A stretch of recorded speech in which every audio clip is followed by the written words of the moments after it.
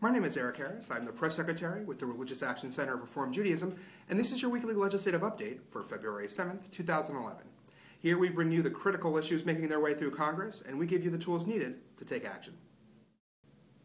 A dangerous bill that would severely limit women's access to reproductive health care is currently being considered in the House. The inflammatory No Taxpayer Funding for Abortion Act, H.R. 3, introduced by Representative Chris Smith of New Jersey, would restrict women's ability to obtain legal abortion services even when using their own money to do so. House leaders have said that this bill is going to be a main priority for them, and it is essential that members of Congress know that this bill is a threat to American women. Here are some ways to urge your representatives to oppose H.R. 3 and protect women's reproductive rights and health. Over 32,000 Americans die each year as a result of gun violence. The number and severity of violent shootings in recent years can only be described as an epidemic, and it is imperative that Congress take action to reduce the ammunition capacity of weapons. Disasters like the recent shooting in Tucson, Arizona, which wounded Representative Gabrielle Giffords and left 6 people dead and others injured, could be greatly mitigated if we took high-capacity ammunition clips off of our streets.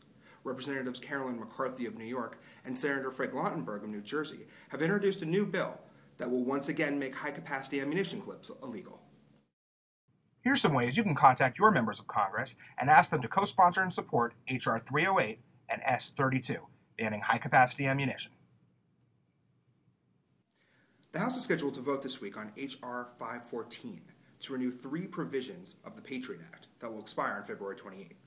The provisions allow for roving wiretaps on surveillance targets, give access to any tangible things relevant to an investigation, and permit wiretaps of targets not connected to a terrorist organization.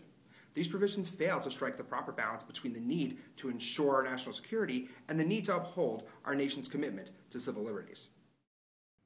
Here's some ways you can urge your representatives to oppose H.R. 514, the reauthorization of the Patriot Act provisions that allow for increased surveillance and wiretaps.